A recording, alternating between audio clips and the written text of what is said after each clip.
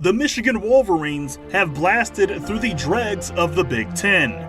But now they find themselves in a real fight, and it's from a team who has been a pest for over a decade. Welcome to Episode 7 of Road to the Victors, the story of the 1997 Michigan Wolverines. I'm your host, Andrew Hammond, Assistant Sports Editor at the Detroit Free Press. On this journey, we're taking you game by game, week by week, to give you the inside look at how the 1997 Michigan Wolverines captured their share of a national title. This week, Michigan is at home to face the Iowa Hawkeyes. It's a battle of two ranked teams, the number 5 Wolverines and the number 15 Hawkeyes. We are just over the halfway point in the season, and both Michigan and Iowa are statistically among the best teams in the nation entering this contest. It's all about Michigan's defense facing off against a high-flying Iowa offense. The Hawkeyes rank third in scoring offense with 45 points per game. Michigan's defense ranks first in the nation in scoring defense, holding opponents to an average of just 5 points a game. Total yards per game, Iowa's offense ranks second, Michigan's defense ranks second.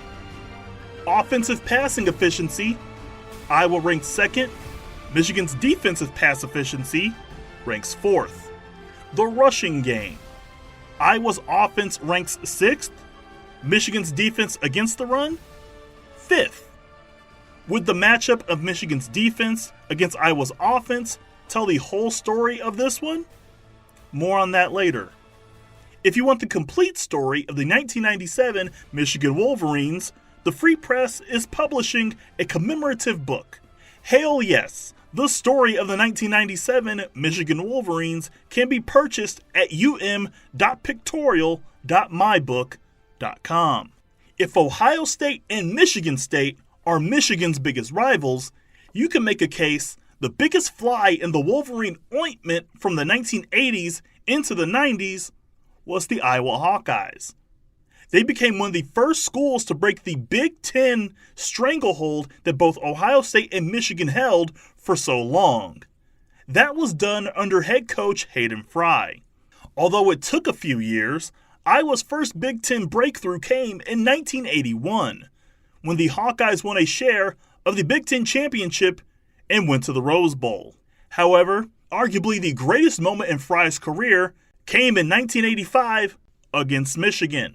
In a rain-soaked mess, Iowa and Michigan were ranked number 1 and 2 in the country. A last-second field goal by the Hawkeyes gave them a memorable 12-10 victory. We now fast-forward 12 years later. Iowa enters the Michigan game fresh off their first defeat of the season, a 23-7 loss to Ohio State. Coming into the Michigan game, Iowa's 4-1 record was a bit of a mirage. Their 5 opponents were a combined 5-18 at that point. Michigan's strength of schedule was no better. Quite frankly, sitting at 5-0, the Wolverines' opponents had a combined record of 8-21. Something had to give at high noon in Michigan Stadium. When we come back, I am joined by Gene Myers, former sports editor at the Free Press, as we break down Michigan versus Iowa after the break. This is Road to the Victors, the story of the 1997 Michigan Wolverines. Welcome back to Road to the Victors, the story of the 1997 Michigan Wolverines. I'm your host, Andrew Hammond, and this week I am joined by Gene Myers, former sports editor at the Free Press. Now, Gene, we've laid things out a few minutes ago, but I'd love to hear your perspective on how you viewed the Iowa program at the time. They were coming off one of their, really, I would argue, their best run in school history. I know they won a national title in '61, but you're still in the modern age of college football. This is their best run. And not only are they challenging Michigan and Ohio State's stranglehold on the Big Ten, but in some ways you can make a case that they had just as much success, if not even more, going from the 80s into the 90s. Yes, just telling you that right when I got out of high school in the late 70s, I worked for Universal Press Syndicate for a summer job. It's a company that delivered Doonesbury and Tack McNair, a number of comic strips everyone knows, political columnists, and one of their features was the Bottom 10, which I love the Bottom 10. And it was around for a long time. It ranked the 10 worst college football teams. And it always had a pithy comment about how bad the team's on. And from the Big Ten, the two teams that were always in the bottom 10 were Iowa and Northwestern. And then roughly 40 years ago, Iowa became the Iowa we know today, which proves there is hope for any team. Another team that was in that bottom 10 all the time was Kansas State. And Kansas State, for really 30 plus years, is always a top 25 team or right around there. So there's always hope if you just have the right people. And by 1997, Iowa had been pretty good for about 15 years. And all the times Michigan probably blew them out 50-3 or did whatever they wanted to do. Those days were long gone, and they had been for about a decade and a half. And Iowa was just a kind of team, just like they are today, that people didn't want to play. You'd look at them on paper, and they'd have like a couple of good players, like nowadays, like 3 great tight ends and no quarterback. This Iowa team in 1997 had a running back named Tavian Banks, who was spectacular. I looked up a Tulsa coach, said he was the best back since Barry Sanders after he ran for 314 yards against them. And they also had a receiver. Was it Tim Dwight? Was that his name? Absolutely. Tim Dwight. Yeah. And he was also this incredible punt returner. And going into the game, a big thing would be, would Charles Woodson guard him? And everyone thought yes. And actually, Woodson held him to like 1 catch. Huever, Dwight had an incredible kickoff return for a touchdown, and he had a huge or a near touchdown, and he had a long punt return for a touchdown. And it was just Iowa. They find these little ways to make up for the fact their quarterback was horrible in that game. But so that was, everyone knew that Iowa was just a team that you think, oh yeah, on paper, no problem, but they were just Iowa. And this year, when they played, Iowa had a really good offense, which is the opposite of what we're used to nowadays, but had a really good offense. And in the game we're going to talk about, Michigan's defense actually really totally shut them down. However, Michigan was lucky to escape with his life. Absolutely, and we'll go into that. But Michigan and Iowa trade 3 and outs until midway through the first quarter.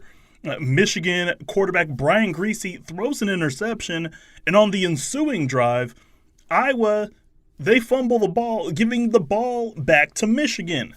Following a scoreless first quarter, Griese throws yet another interception, this time killing the Wolverines' drive deep in Iowa territory. How does Iowa make them pay? A 53-yard Tavian Banks touchdown to make the score 7-0. Here's how that play sounded from Frank Beckman and Jim Brandstatter on WJR and the Michigan Radio Network. Iowa on its own 47. Now they move Berger over to a wing right. Banks the only setback. Sherman changing the play at the line.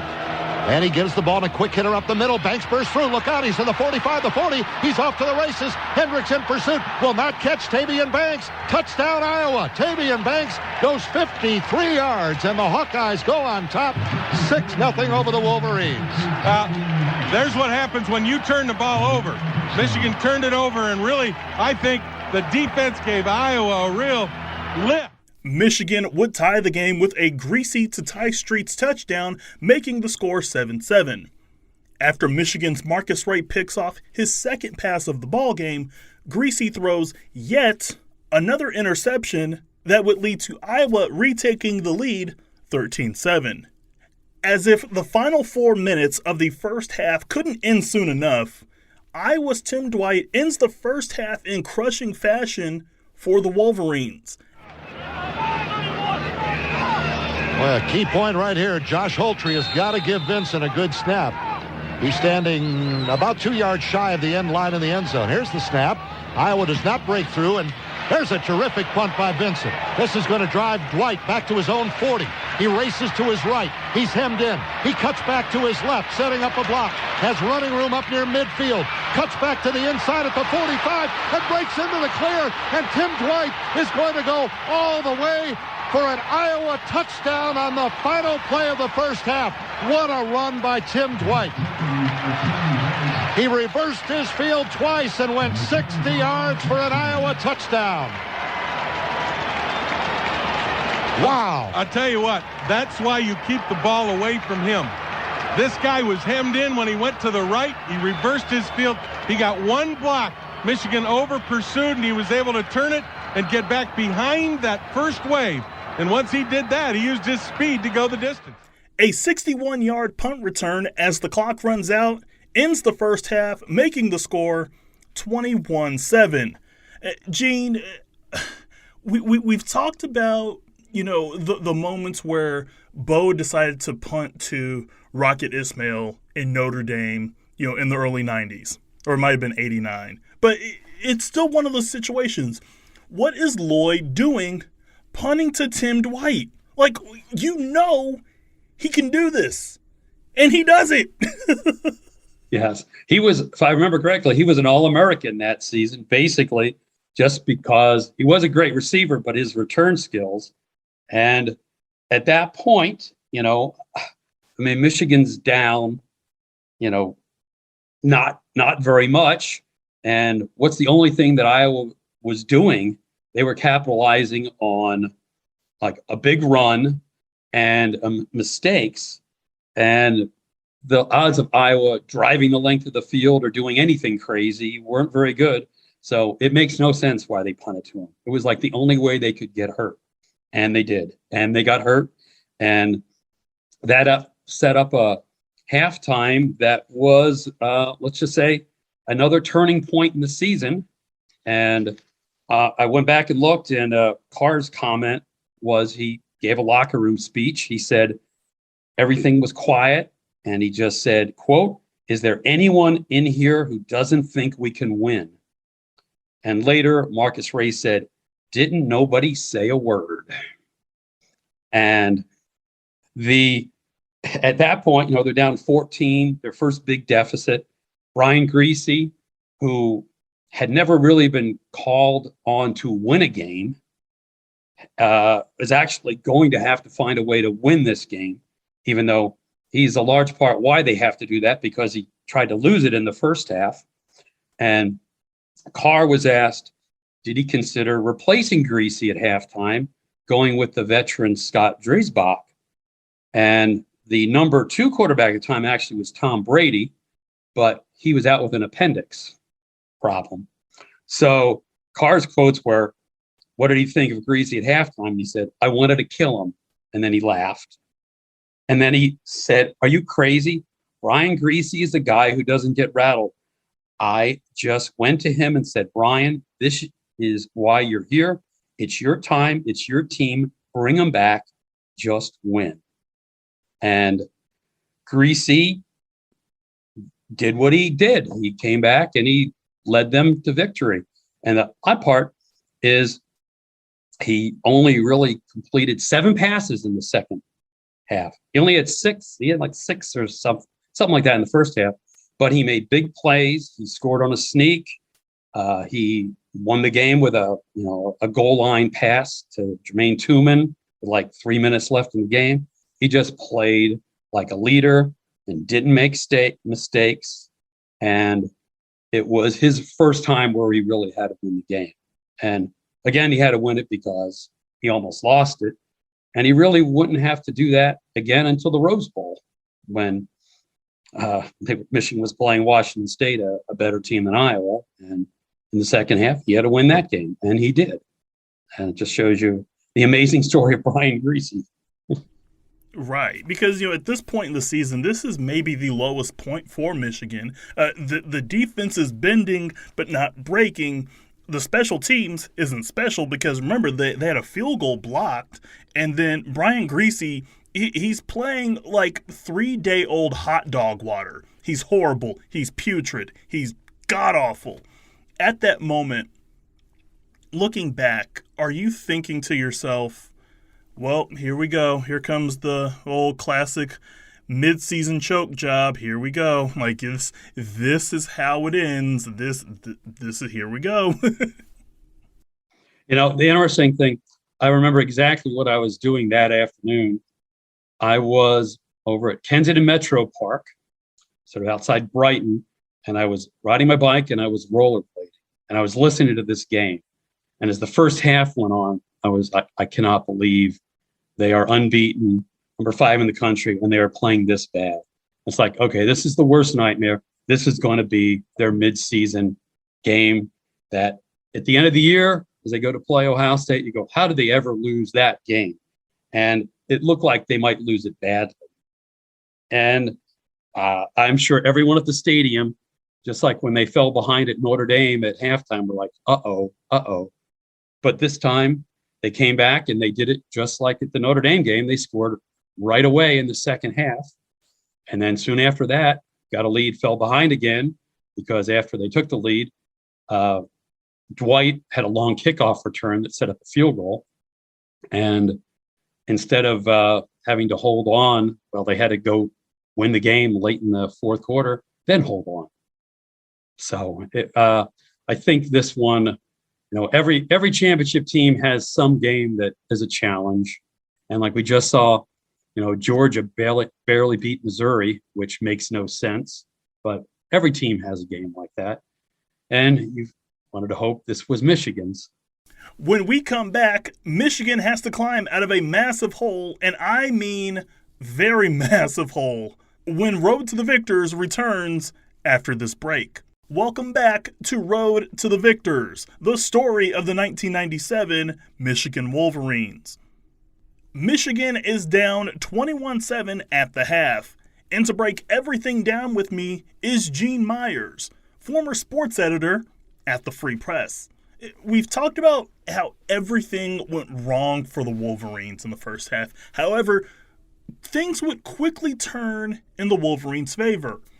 Brian Griese connects with Russell Shaw for a 10-yard touchdown on the first drive in the second half, making the score 21-14 Iowa.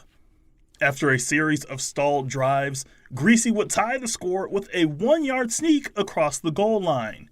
And even though it looked like Anthony Thomas had scored multiple times from short yardage, and we talked about how important Griese has been for this team, but you kind of alluded to in the previous segment, this feels like this is the moment for him. It's like you've gone through all of this stuff.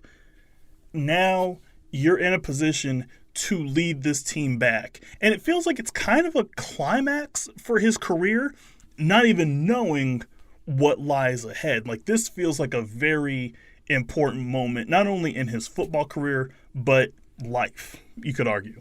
I would say absolutely. And people remember Griese leading this comeback. In that second half, he threw 2 touchdown passes and scored on a sneak. But what people forget is, Anthony Thomas ended up being a career rushing leader at Michigan. But at that moment, he was just a freshman. And the featured back was Chris Howard. And Howard got hurt and never had a carry in the second half. So for the first time, not only did Griese have to win a game, Thomas really had to carry the load.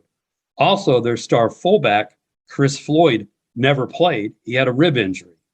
So Griese had to lead this comeback without his reliable backfield. And that he did it, and he did it so well, was definitely a defining moment. His comment after the game was, whenever a bad situation happens, you can make it an opportunity to show what you're made of. And this was this is what I'm made of. And I'm sure in the big picture now, as we look back, The team probably had confidence in him, but they really had confidence in him. And this was a big moment, and for everything for that season, and probably for Griese. Iowa would tack on a field goal to regain the lead 24-21 as we go into the fourth quarter.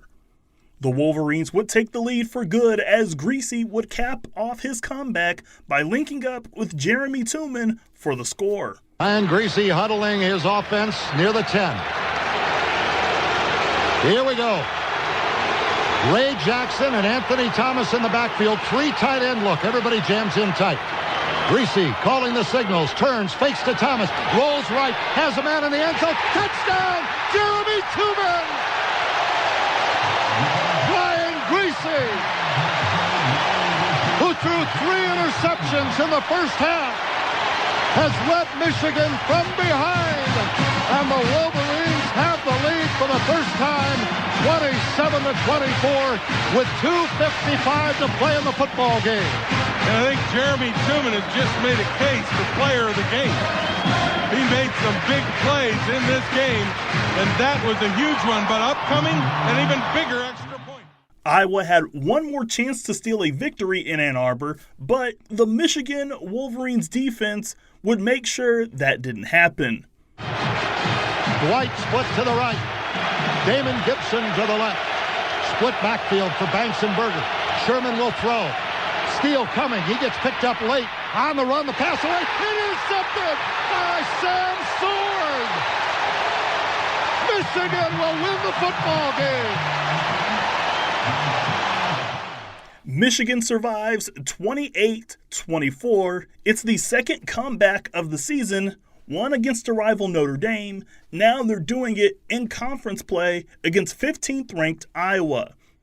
Is it a situation that you're waiting for the other shoe to drop and you're just thinking, okay, this team is going to choke it away. They've done this in the past, but at the same time, they're persevering. And now you're thinking, instead of pessimism, there's some optimism, and you're thinking, okay, this team may be even more special than we initially thought. Were you thinking that after this game? Well, I'll tell you one person who I think was thinking that, and that was Coach Lloyd Carr, because his big comment after the game was this: I don't know how we won it, but this is a courageous bunch of kids. I've been in athletics a long time, and I don't remember a better comeback than this, which is pretty strong words. And you're right, in some ways, how did Michigan win this game when they gave up a whole series of big plays, and they had some key players who were hurt? But they did. They rallied, and then they made the late stand. When Sam Sword made that interception, he also had a fumble recovery and a tackle for loss, and just played an incredible game, which everyone knew Michigan had a great defense, but now it learned that it had an offense that could compete. And I think a lot of people thought, this team is for real. If you remember, the next game coming up was against Michigan State, and that would be the big test, everyone thought. And I'm sure fans really thought, wow, we had our chance to blow it and we didn't. You're hoping, maybe it's still something bad could happen against Michigan State. But I think a lot of people were much more confident because they saw the offense sort of save the day, which really had not happened or had not had to happen so far that season. You mentioned the offense and having to save the day. We're still in a situation with Michigan football where it feels like it's all about defense and running the football. These are kind of the baselines of what they have to do. Michigan traditionally, up until that point, hasn't had to make those massive comebacks. This feels like this is one of the first times that you're seeing the aerial display really show up for the Wolverines. Is that the kind of sense that you got, in 97 and kind of moving forward? Because there would be some other moments where the Michigan passing game would shine through, but for the first time, it's the offense that's having to put the ball in the air, trying to do non-Michigan-like things to essentially save their season. Definitely. The irony at Carr's quote, another quote after the game was, "Our game plan was to eliminate big plays and don't turn the ball over." So all they did was give up big plays and turn the ball over. Still, the defense really played a great game. They were given the short stick a lot of time. They surrendered a third quarter field goal. The only points to that point of the season now, they had surrendered 3 third quarter field goals. So in the second half, no points in the fourth quarter, 9 points in the third quarter. And you just knew, okay, this has the great defense. And you saw that Michigan found a way to win, and it had to break its tendencies some by going more aerial and just putting the emphasis like, okay, we have to score, not, oh, we just have to, stop them all the time and we'll eventually score, or we'll make an interception, or Charles Woodson will run a punt back, or something will happen. And, it did. And it would for the rest of the season. And it would when the key moments would come in the Rose Bowl. If it doesn't happen against Iowa, it doesn't happen against those other teams. And we're not talking about the 97 season here on the podcast. Michigan wasn't the only team that had survived that Saturday. In State College, Pennsylvania, Penn State had been held in check by lowly Minnesota before making a comeback 16-15. It was a relatively quiet day around the country with few upsets, except for Michigan's opponent next week, the Michigan State Spartans. A week after Northwestern was outclassed by the Michigan Wolverines, they pull off a shocking upset in Evanston over the 12th-ranked Michigan State Spartans, setting up a classic showdown in East Lansing between the Spartans and Wolverines. Before we go, our guest has been Gene Myers. Game audio has been provided by WJR and the Michigan Radio Network. Anjanette Delgado and Kirkland Crawford are the executive producers of this podcast. Kerry Jr. II provides technical support. Peter Bhatia is the editor of the Detroit Free Press. Be sure to like, share, and subscribe to Road to the Victors on Apple, Spotify, or your preferred streaming app of choice. And find us at freep.com/podcast. Please subscribe, leave a rating, and tell your friends about us. It really does help. For more information on the 1997 Michigan Wolverines, pre-order the book, Hail Yes, the story of the 1997 Michigan Wolverines at freep.com. I'm Andrew Hammond, and we'll see you next week.